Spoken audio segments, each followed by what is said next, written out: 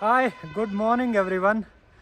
इस वक्त मैं हूं पहलगाम। कल शाम को यहाँ पहुंचा और यहाँ मैं रुका हूँ गुरुद्वारा साहब में। ये ने भाजी अपने नाल ਜਿਹੜੇ ਇੱਥੇ ਗੁਰਦੁਆਰੇ ਦੀ ਦੇਖਭਾਲ ਕਰਦੇ ਹੈ, ਇੱਥੇ ਹੀ ਰਹਿੰਦੇ ਹੈ।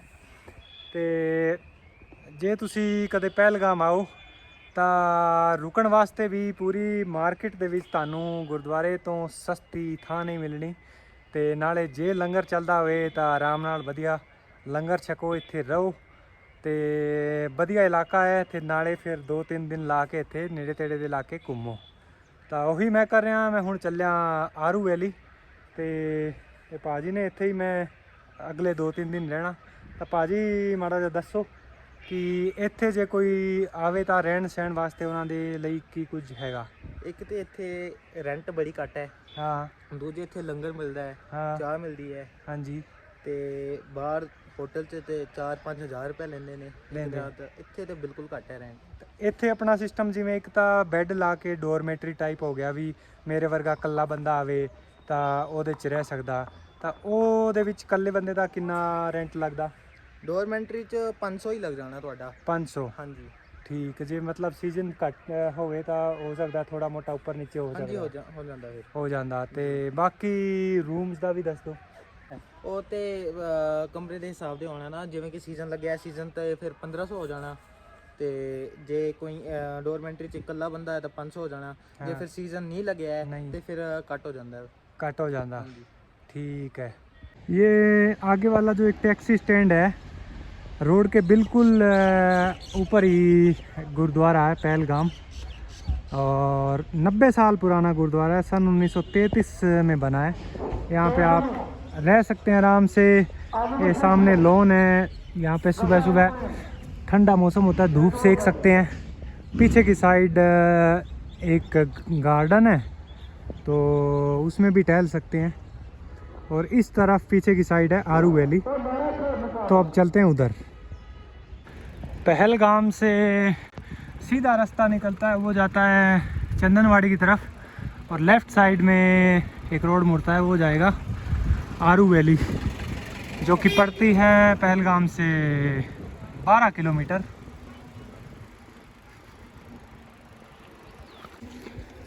पहलगाम का जो इलाका है उसके अंदर आरू वैली सबसे खूबसूरत जगह है। और वो क्यों है वो आप आगे आगे देखेंगे। आरू की तरफ जाने का रास्ता ही आप देख लो, दोनों तरफ इतने सुंदर घने देवदार के जंगल। पहलगाम में पार्क बहुत है, छोटे बड़े। हर पार्क में से एंट्री की एक छोटी टिकट है 20-25 रुपए की। और इस तरफ देखो शांति से बहती हुई लिड्डर नदी, जो कि आती है आरू वैली से भी और आगे, लिड्डर वैली में से। वहाँ पे ट्रैक करके जाना पड़ता है। ये रास्ता सिर्फ आरू विलेज तक ही है। ओह माय गॉड, पत्तों के वो रंग देख रहे हैं आप? वो इसलिए क्योंकि अक्टूबर ख़त्म होने वाला है, नवंबर शुरू होने वाला है, ऑटम अपने पीक पे है।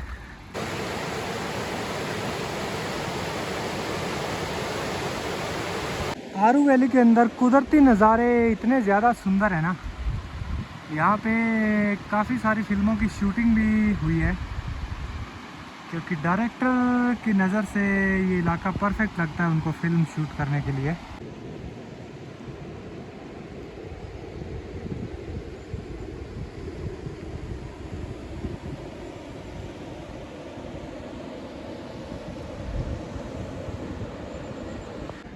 यहाँ से शुरू होती है आरू वाइल्ड लाइफ सेंचुरी, और इसके अंदर पर पर्सन 25 रुपये टिकट है इंडियन सिटीजन्स के लिए। तो यहाँ पे एंट्री होती है। तो यहाँ से आगे का पूरा इलाका जो है आरू वाइल्ड लाइफ सेंचुरी के अंडर आता है। तो आप सबसे एक रिक्वेस्ट है, कभी भी आप आओ, बाइक पे, गाड़ी में, टैक्सी में, कोशिश करना इस इलाके में किसी तरीके का कोई कचरा वचरा ना छोड़ के जाएं, तभी ये इसकी खूबसूरती बरकरार रहेगी। अब तो आरू गांव तक बढ़िया रोड बन गया है। पहले बीच बीच में ख़राब था, कच्चा था।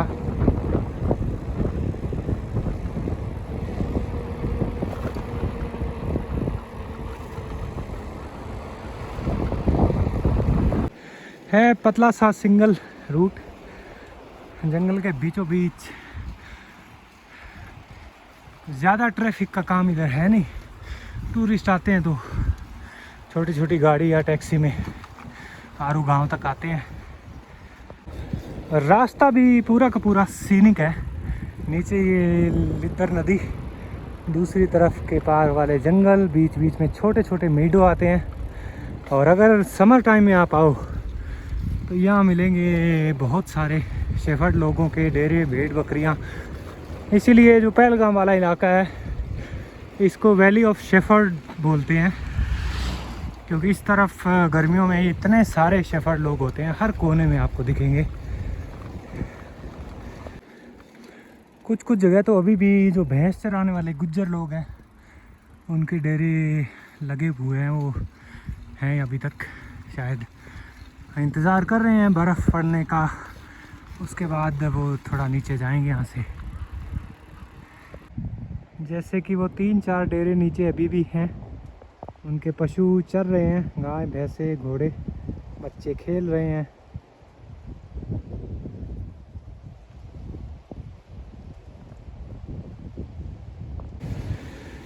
यहाँ से पूरा ओपन नज़ारा, खूबसूरत आरू वैली का। ये सामने आरू जो गांव है उसके मकान इस तरफ, और खेत जो कि अभी खाली है। यही नज़ारा समर टाइम में इतना हरा भरा होता है। तो अब जैसे जैसे ठंड बढ़ रही है, घास सूखना शुरू हो गया है, तो हरे से हल्का ब्राउन और उसके बाद एकदम छाती है सफ़ेदी जब होती है बर्फ़बारी यहाँ पे।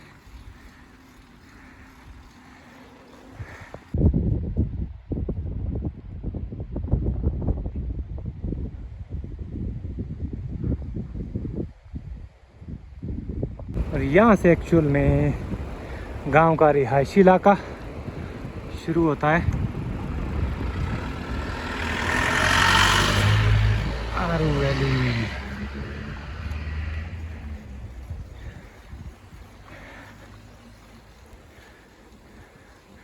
ये आरू गांव के जो पुराने समय के मकान, अब तो काफ़ी होटल वगैरह भी खुल गए हैं। इस तरफ फेंसिंग कर रखी है, छोटे छोटे खेत हैं इनके।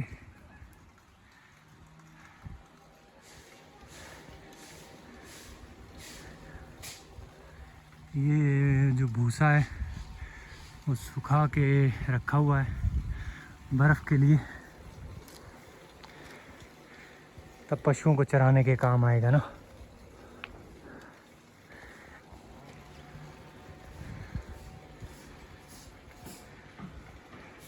ये है गांव का, यहाँ का टैक्सी स्टैंड और मेन चौक कह सकते हैं आप। इस तरफ ऊपर जाता है तारसर मारसर लेक का जो ट्रैक का रूट है, और इधर है ये छोटा सा बाज़ार।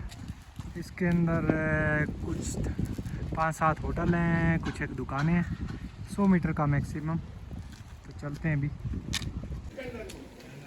तो यहाँ पे चाय नाश्ता खाना हो सकता है, रात भी बिताई जा सकती है। काफ़ी सारी होम स्टे और होटल है यहाँ। विंटर में पशुओं के लिए घास स्टोर करने का देखो एक कमाल का सिस्टम है। पेड़ के सहारे नीचे ये 4-5 और छोटे छोटे पिलर लगा के, फिर इसके ऊपर ये सूखा घास सर्दियों के लिए रखते हैं। ये तो हर पेड़ के साथ साथ इन्होंने ऐसे लगा के रखा हुआ है। तो इससे क्या है कि पेड़ को भी कोई वो नहीं है, नुकसान नहीं हो रहा, काटना भी नहीं पड़ रहा, और इनका घास भी स्टोर हो जाता है, क्योंकि सर्दियों में पेड़ भी खाली रहते हैं, पत्ते झड़ जाते हैं। यहीं गांव के बीच में ये ऊपर से नाली आती है पानी की, और ये जो मकान देख रहे हैं आप, ये है पंचक्की। आई थिंक जो पानी वाली चक्की होती है जिससे पूरे गांव का आटा पीसते हैं ये लोग। तो ये इनका सदियों से चला आ रहा सिस्टम है। ये देखो ऊपर इसमें अनाज डालते हैं, वो अनाज थोड़ा थोड़ा करके नीचे आता है इसमें, और फिर ये चक्की घूम रही होती है पानी के प्रेशर से और आटा पीसता है। पानी जो है बाकी फिर नीचे से आके आगे चला जाता है। बहुत अच्छा। एक तरफ सबके खेत है छोटे छोटे, इनमें इनकी गायें चर रही है, और इन खेतों के चारों ओर आधा गांव कह सकते हैं, आधा उस तरफ है।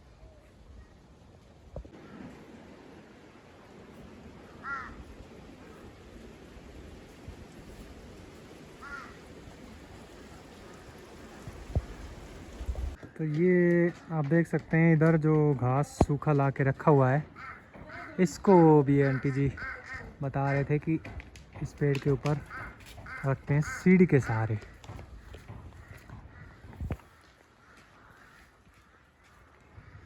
तो ये पहले क्या इस कमरे में था? ये पहले घास इसके अंदर था?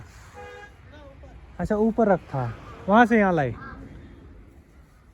यहाँ से फिर एक एक करके इधर रख रहे हैं, यहाँ से फिर इसके ऊपर।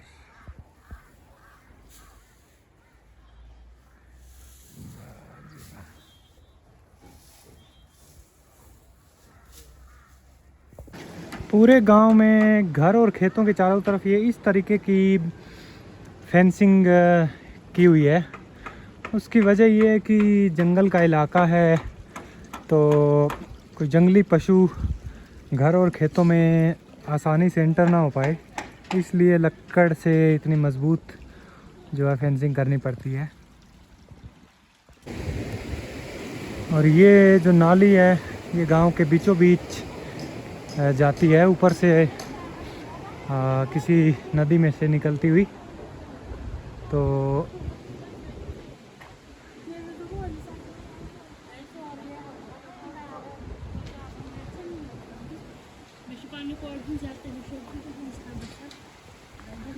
गांव जो है ये एक कॉम्बिनेशन है, टूरिज़्म विलेज भी कह सकते हैं इसको, और यहाँ का ट्रेडिशनल जो सिस्टम है, लाइफस्टाइल है, वो भी अभी वैसा का वैसा ही है। अदरवाइज़ नॉर्मली क्या होता है, जहाँ टूरिस्ट आने शुरू हो जाते हैं तो सारा का सारा गांव जो है वो टूरिज़्म के ऊपर डिपेंड हो जाता है। पर यहाँ ऐसा नहीं है, खेती बाड़ी अपने इनके गाय और भेड़ बकरियाँ, पशुपालन जो है वो वैसा का वैसा ही चल रहा है अभी। तो ये एक अच्छी बात लगी मुझे। बीच बीच में कहीं कहीं पे होम स्टे वगैरह खोले हुए हैं कुछ लोगों ने, तो कुछ टूरिस्ट लोग आते हैं तो वो रह भी सकते हैं यहाँ पे।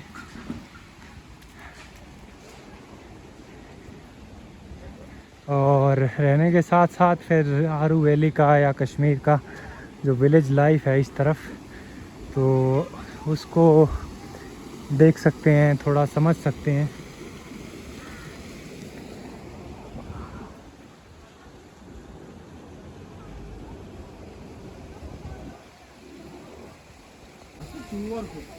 यहाँ अभी ज़्यादातर लोग अपनी सर्दियों की प्रिपरेशन कर रहे हैं। सलाम, ठीक हो? हाँ सर। क्या तैयारी कर रहे?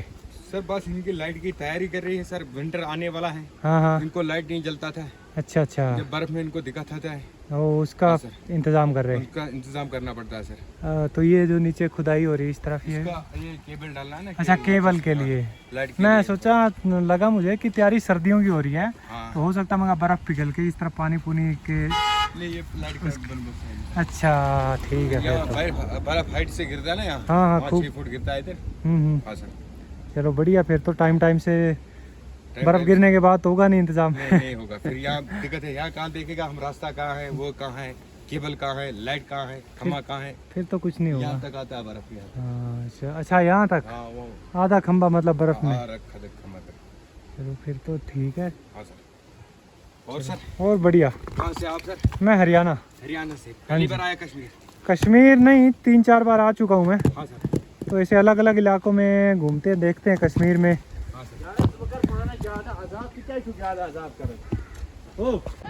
यहाँ गांव के स्कूल के बच्चे, अब याद ही छुट्टी मिड डे ब्रेक हुआ इनका, एक मास्टर जी है साथ में और ये खेल रहे हैं क्रिकेट।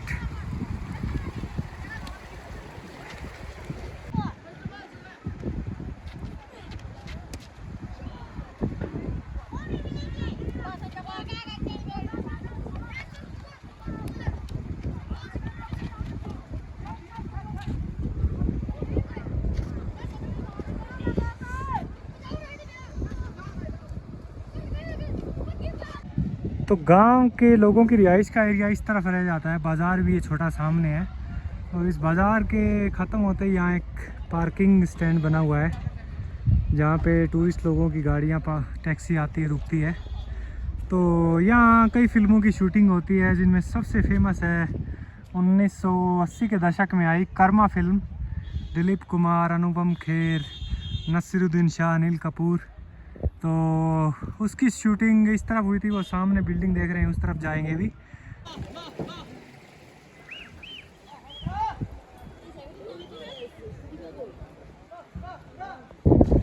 यहाँ आप समझ लीजिए एक छोटा सा मेला लगा रहता है हर रोज़, क्योंकि सारे टूरिस्ट यहाँ तक गाड़ियाँ आ जाती है तो वहाँ तक तो आते हैं। आसपास छोटी मोटी ट्रैकिंग होती है, वो तो कोई कोई बड़ी मुश्किल से जाता है, बाकी कोई खच्चर घोड़े ये रेंट पे करके थोड़ा बहुत ऊपर तक जा आते हैं।